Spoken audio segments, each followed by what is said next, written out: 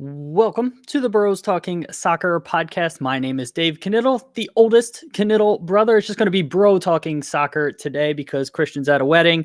Matt is living his life. He's got a real job, so he's dealing with that. And it's Friday, June 7th. We just watched the World Cup finish. First match finish. When I got to do I'm juggling a lot of things here, so just bear with me. If you're watching live on YouTube, please feel free to interact with us. If you're listening to the podcast, hello. We also record this thing live on YouTube. I'm not going to be editing this, so it's going to be a little bit more meandering than our normal podcasts. And so I just want to give you that forewarning. But the match just finished. France versus South Korea, opening match for the 2019 World Cup, and it finished 4-0 to France. So the way that I've done these in the past and then what I'm going to do as I go along here, I'm going to give my thoughts on what I expected to happen before the match kicked off, what happened throughout the game, just recap tactically things that I saw first half, second half, and then that's it. If you have any comments or questions or anything like that, feel free to leave them in the comment section. If you're watching live on YouTube, I'll respond to them and hopefully we get an interaction. And if you have a podcast, if you cover the game, if you're watching these games in detail and want to be on a future podcast, hit me up at BT Soccer Pod. We'll get you on. So I'm not just talking to myself for basically a month straight because that would be psychotic. All right, let's get into the match. So the lineups, depending on which source that you use from the social media or what you saw on TV, it looked like both sides were lining up in either a 4-3-3 or a 4-2-3-1. Now, as the match progressed, it looked like France was definitely more in a 4-3-3 offensively. It kind of fell back into a 4-4-2, 4-2-3-1 defensively. South Korea, they didn't have a ton of the ball, so they were more or less always in that 4-2-3-1 shape. I was interested to see the Henry versus So-Yoon battle. Henry, captain of France in the middle of the park. So-Yoon, someone who I expected a decent amount from a South Korea perspective. And the game didn't really play out well. But again, this is what, at least well for the So-Yoon Henry battle. But this is what I was looking out for before the match kicked off. And didn't really get to see much of that because Henry just basically dominated in France overall. I expected France to dominate. We definitely saw that as we go along here. Oh, I'm so poorly prepared. All right, give me 1 sec. I was supposed to have my phone. I'll recap the stats. So just hold on 1 sec.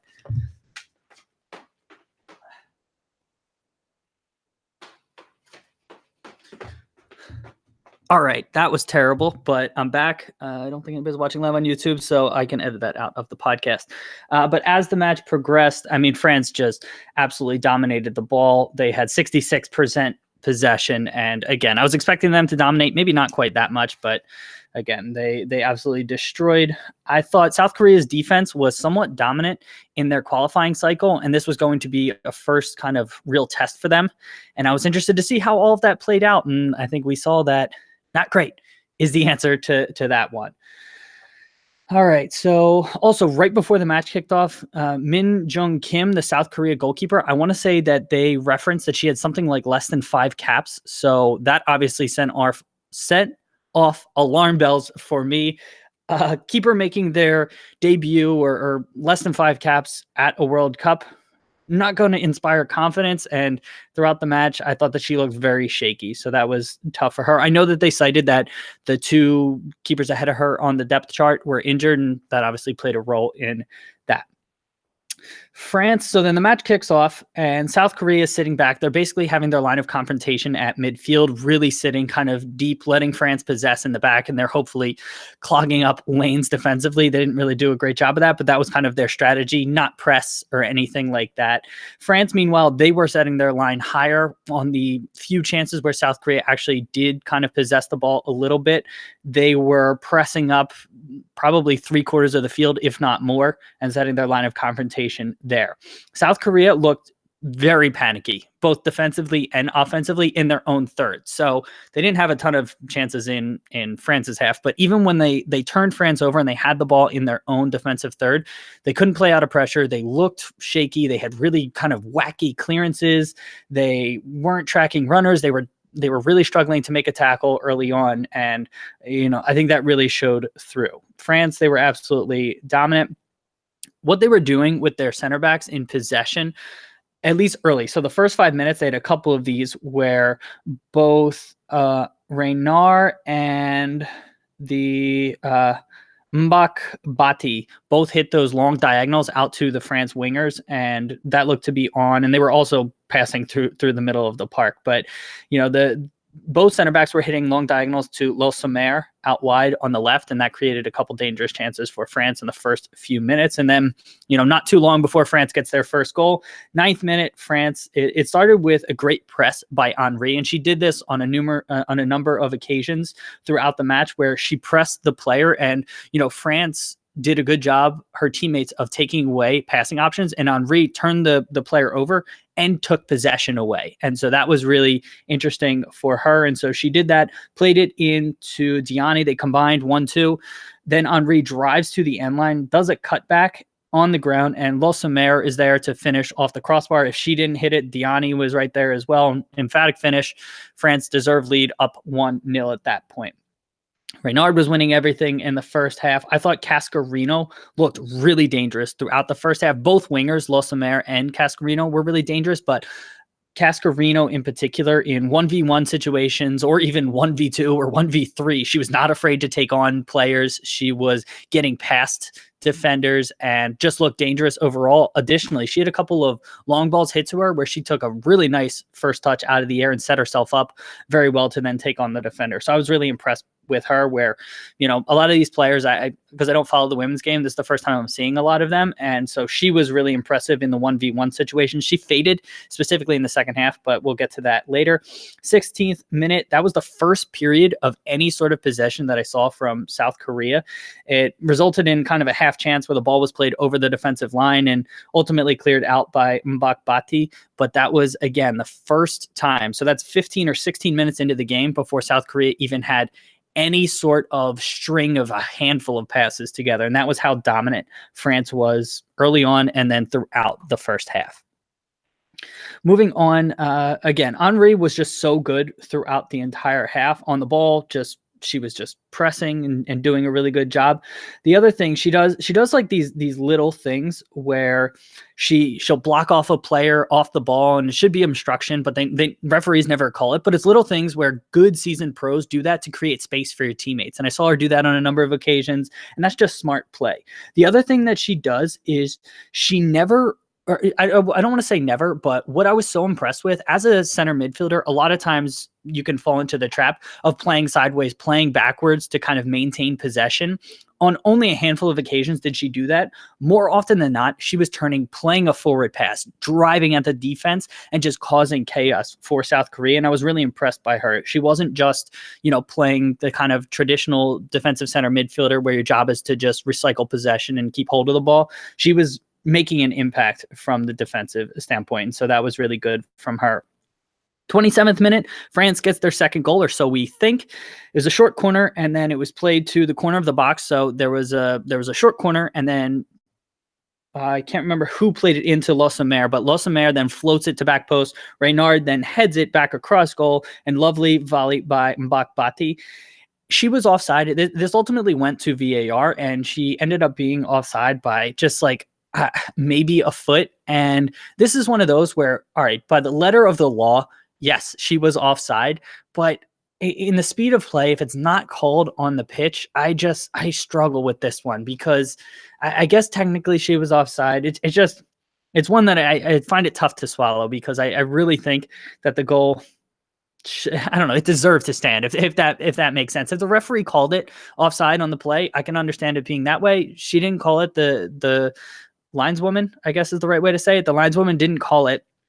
And so I was expecting it to stand. And ultimately, I guess, they have mathematics and angles and taken out their geometry and compasses and figured out that she was offside. But again, I was a little bit disappointed. This happened in another game recently. And again, I was just frustrated at that.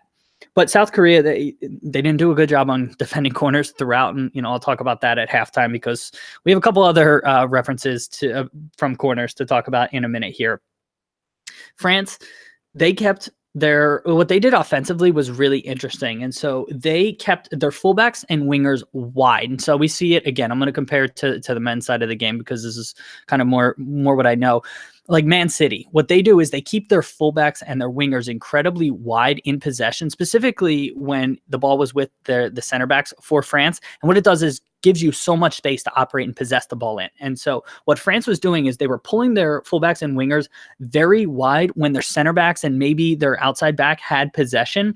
And then as the ball progressed into past kind of midfield, and as they drove forward, the wingers then started to tuck in and the outside backs pushed forward. And so what it did was when the ball was kind of further back for the defense had a lot of options to play into space. And then as the ball progressed upfield and the field gets compressed, the players in possession have more options to pass the ball and to attack through. And so again, it was just really interesting tactically what they were doing, and they were supremely effective at doing that. And so I wanted to highlight France because that was something interesting that I saw tactically that they were doing.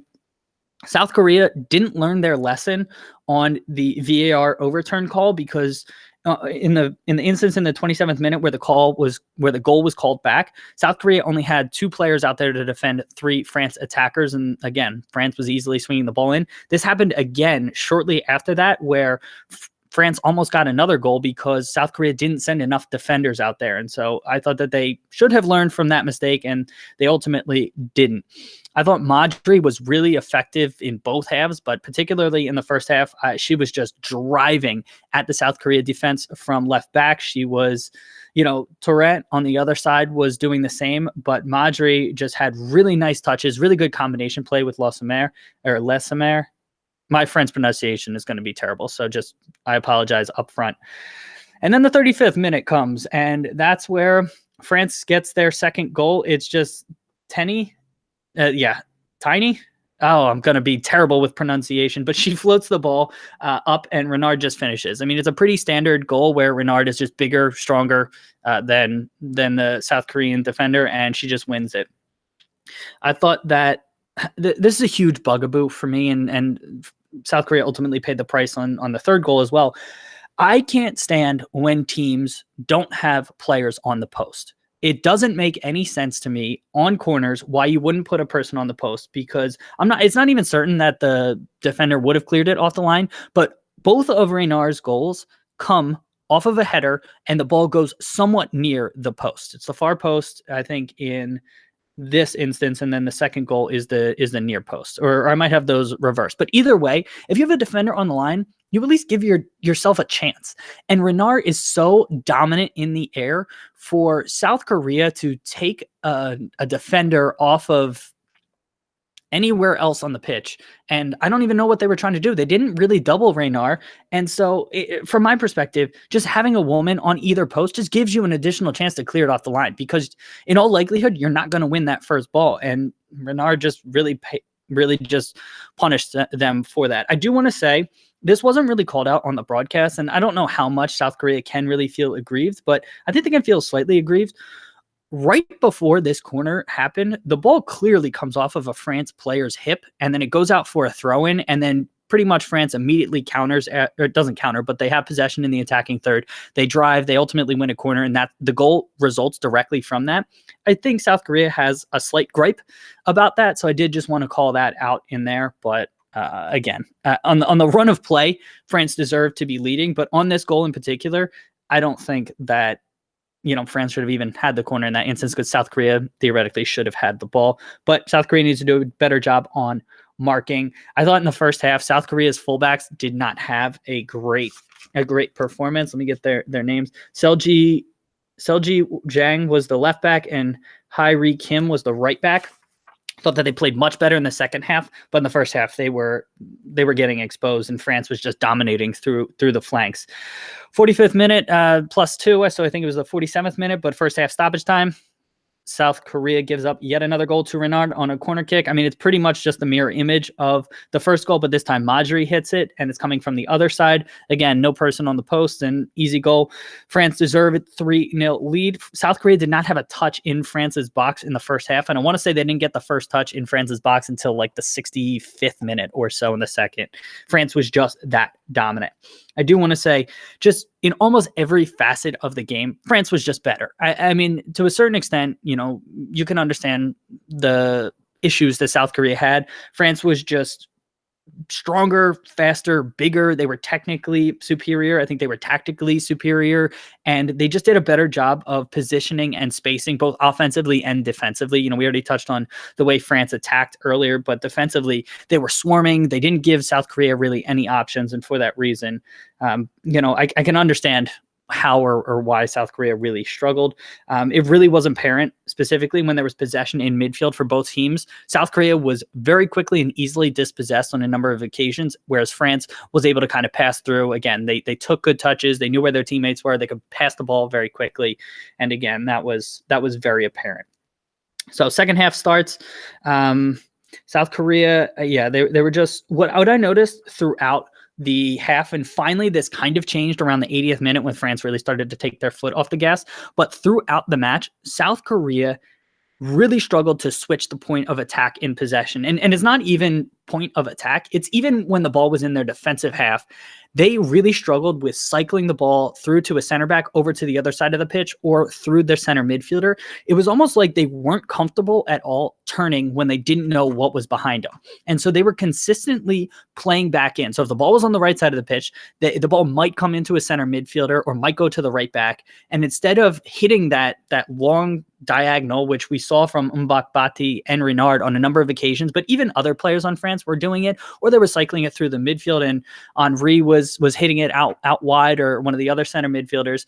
South Korea was not doing that. Again, in the first half, I can't recall too many instances. In the second half, I think I recall one or two instances where they kind of did this before the 80th minute when they finally started to do a little bit of this, and then they started to have more success. But I thought that was something that South Korea really struggled with, and it just didn't allow them to relieve any sort of pressure, because France could just continue to condense and compress that space and just press them. And then eventually South Korea would play a poor pass or take a poor touch, or it would go out of bounds. And I thought that they could have done a much better job at just switching the field and just relieving a little bit of that pressure. And so that was something that I wanted to highlight from a South Korea perspective.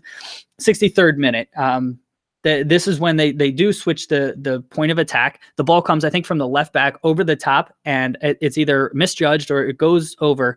And this is when this is where they get their first touch in the box. So it came in the 63rd minute. And, I just wanted to highlight again, they needed quicker switching of the field. This was right around when I noted that the South Korea outside backs were playing much better. France was not having nearly the same amount of success out wide with just beating players and driving to the end line and just having easier crosses. I thought South Korea, again, the backs were Seolji Jang and Hae-ri Kim, did a much better job in the second half. And I know the broadcast was talking about France really taking their foot off the gas. There may have been that to an extent, but I thought South Korea just played much better, much more composed defensively, and they weren't panicking the way that they were, and they weren't nervy the way that they were in the first half. So I want to give them a little bit of props for that. And South Korea has a decent chance that comes in after the Mi Na Lee sub. And that was for Youngji Lee. That came around the 70th minute or so. I think a little bit before there. But South Korea, they press France, and France kind of panics a little bit. This was one of the first instances where South Korea actually did a little bit of press on France in their own defensive third.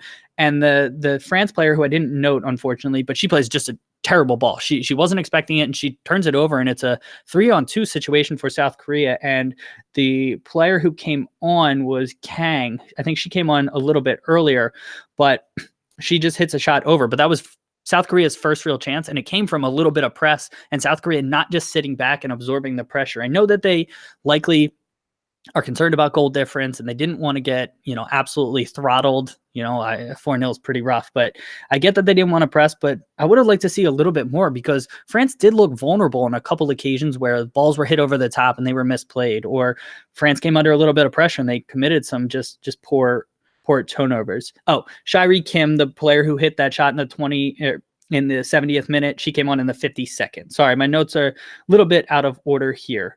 And then 70th minute, Valerie Gauvin comes in for Cascarino on the France side of things. And what that does is it pushes Diani out wide to the right, and Gauvin comes in at center forward. So it's interesting to see that they have tactical flexibility and players can sort of swap into different positions. Excuse me, I'm doing this by myself and I have to cough, and there's no way I can do this without doing it. Let me just mute real quick.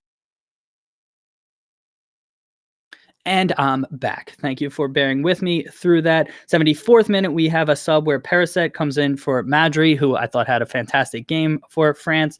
Paraset, I'm sure I'm mispronouncing that. Paraset, yeah, she had a couple interesting touches, and I think it's very clear why Madry is the starter. She was very good. 77th minute, this is what I referenced a couple of seconds ago. South Korea hits a long ball, and Reynard had tons of time, and she really didn't need to play the ball as quickly as she did or clear it the way that she tried. She kind of had a little bit of panic, and she tries to clear the ball, and she ends up clearing it directly into the path of Mina Lee, who came on a little bit earlier. And Mina Lee has a breakaway, and she kind of panics a little bit. The France players who I referenced earlier just have so much more pace and were closing down incredibly quickly. I think that played a role, and Mina Lee kind of scuffs the shot, drags it wide, doesn't really challenge the goalkeeper. But I want to say that was likely South Korea's best opportunity of the match, and she just kind of lacked some pace and composure there. It's interesting because South Korea's two subs had their first two shots of the game. When they made a couple of changes and Mina Lee coming on, they looked like they pressed a little bit more. It looked like it was more of an attacking sub. And that was the first time South Korea kind of had some opportunities. I also thought South Korea was a little bit more physical in the second half, and France didn't necessarily like that. Instances where it changed point of attack. Yeah. And so then again, after the subs and around the 80th minute or so, this is where South Korea actually started to do a good job of changing the point of attack. And it wasn't like they generated the greatest scoring chances or anything like that, but they were at least more dangerous than they were earlier in the match. And I thought that they could have done a much better job of sort of switching the play and moving the ball around. And so that was disappointing to see because, I tried that. Matt, thank you for being here. Hello. Always appreciate you tuning in here. The podcast will be out later today. So we have at least one person watching on YouTube and commenting. Come, other people, join. It's going to be fun. I will be doing these every day of the Women's World Cup that there are matches. 85th minute. That's where France gets their fourth and final goal. Henry, just an absolutely stupendous shot. I mean, South Korea could have done better. They shouldn't just keep sinking off, and they were doing this throughout the match where they weren't putting enough pressure on the ball, and they just looked nervous. They looked nervous to make a decision, and Henry just kind of drives at them. It came after Le Sommer, and Le Sommer kind of did well. She kind of fought through a challenge and got the ball to Henry, and Henry just drives at the defense like she was doing all match and just curves the shot. I mean, just an absolute beauty into the upper corner. And just one last point of reference, we had final subs in the 86th minute. France brought on Giaro for Tiny, and then South Korea brought on Min Ji Yao for Solbin Young at center forward. And that was in the 86th minute. And that was the last kind of points of note. Not much else to note from it, but France, dominant performance to kick off the match. Again, just so pulling up the stats here, they had 21 shots to South Korea's 4. Already mentioned 66% possession to 34% for South Korea. France created 17 chances. South Korea only created 1. Just France 88% pass success. There it is. That's the word. And South Korea 73%. I mean, just overall dominant performance. 13 corners to 1. That was the other point that I wanted to call out. And so overall, yeah, France dominant. Excellent start to the tournament for one of the favorites. So moving to matches for tomorrow. I'm not going to do a detailed preview, but just wanted to quickly reference them. Germany versus China is kicking off at 9 a.m. Eastern Standard Time. Expect Germany, one of the favorites, to do very well in that match. I'm interested to see how China will do in that. I don't think they're on the greatest run of form, and Germany could have a very dominant performance there. Next match taking place is Spain versus South Africa. That is at 12 o'clock Eastern Time. Spain, anyone who's watched any of these before or has looked at our stuff knows I'm very high on Spain in this World Cup. I really hope they don't let me down. I have a lot, not riding on them because I don't, it's not like anything's going to happen to me if it doesn't happen, but I predict them to get to the final. And I think that I need them to have a good World Cup so I don't look like a complete idiot. But I'm really encouraged by what they've done, investing in the game. They have youth players coming through, and so I'm really excited about that. And South Korea is making their debut. I don't expect them to provide too much of a challenge for Spain. So if Spain struggles there, I'm going to be worried, but I expect Spain to do very well. And then finally, Norway versus Nigeria. That's 3 o'clock Eastern Standard Time. That's going to be the matchup of the day. Both those sides are favorites to come through in second out of Group A, and so it'll be obviously really important for both of those sides to get through and to get 3 points. Can't get 4 points, to get 3 points. And so I wouldn't be shocked if it ends up as a draw because they're both kind of nervous, but should be really interesting, exciting time tomorrow. So that is it. That has been your day one World Cup recap. Fairly quick. So there was only one match, just one man talking to himself as well. So that I think helps. But I hope you enjoy it. I forgot to mention, we're on the Big Heads Media Network. Go check it out, bigheadsmedia.com. We also partner with stadiumscene.tv. They have all kinds of content about a variety of sports. Go check them out at stadiumscene.tv. We have a website, brostalkingsoccer.com. You can read about myself, my two brothers who also do this podcast with me. We have YouTube videos that we're doing. Follow us on Twitter at BT Soccer Pod. And join our Slack channel. We have a Slack channel where we're chatting with people. So during the matches, we're messaging people about Slack. It's free to join. So if you want to get on there, hit us up there. I think that's everything that I needed to mention. And thanks so much for listening. I hope you liked it. If you have any suggestions, things you want me to talk about, or if you want to get on this podcast and you're following the matches, I would love to have you on. So thanks, everybody. I hope you have a great day. Go enjoy the rest of your day and get excited because we got 3 matches tomorrow. Get excited for this weekend. Tons of soccer and should be a fantastic rest of the World Cup. Have a great day. I'll talk to you soon. See you, everybody.